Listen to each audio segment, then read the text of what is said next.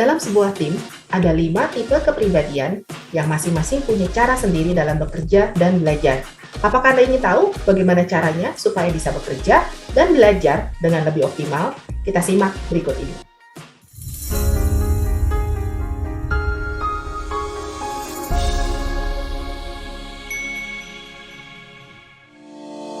Halo Insight Leaders, pernah nggak sih kalian melihat teman-teman kantor yang kerjanya sambil ngobrol?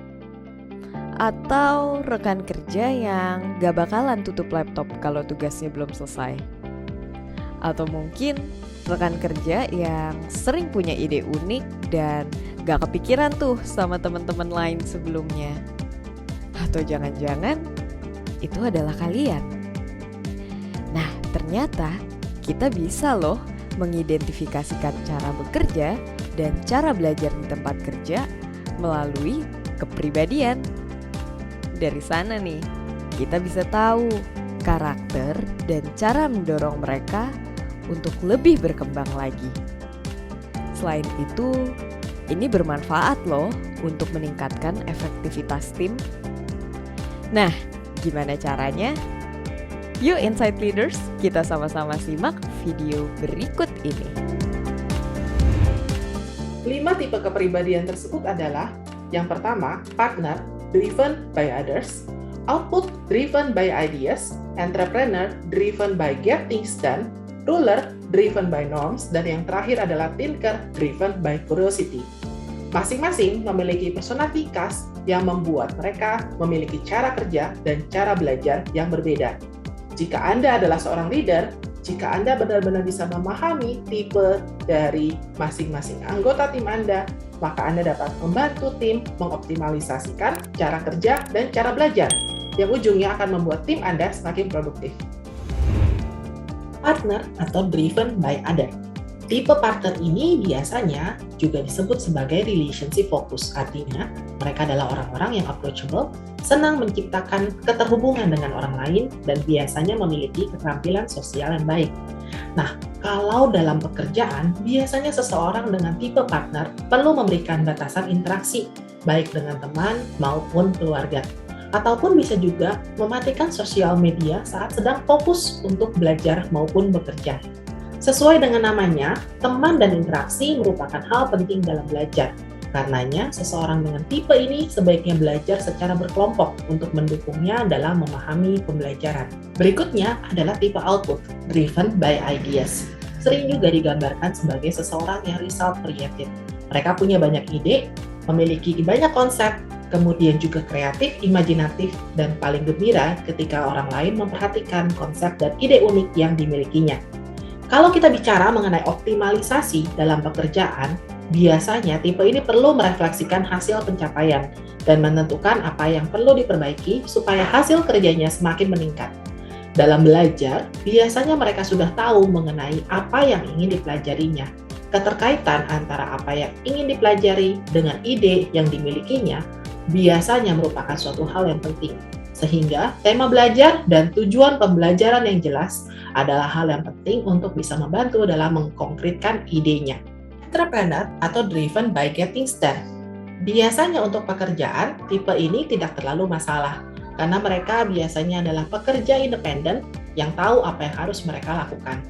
Biasanya mereka juga memegang tanggung jawab di dalam pekerjaannya, sehingga mereka memastikan bahwa pekerjaannya selesai. Kontrol mereka perlukan supaya bisa menyelesaikan pekerjaannya. Nah, kalau bekerja, yang mereka perlu lakukan adalah menjadwalkan waktu untuk interaksi dengan orang lain dan juga waktu untuk mereka beristirahat. Kalau bisa bicara mengenai belajar, pada dasarnya mereka membutuhkan tema yang berhubungan dengan pekerjaan. Baik itu adalah sebuah cara untuk membantu mereka lebih efektif dan efisien di dalam pekerjaan, ataupun untuk menyelesaikan masalah-masalah yang mereka temui di dalam pekerjaan. Kalau tidak relevan, biasanya untuk mereka cenderung tidak nyaman dan menganggap pembelajaran tidak penting. Berikutnya kita bicara mengenai tipe ruler atau driven by norms. Mereka adalah orang-orang yang terorganisir.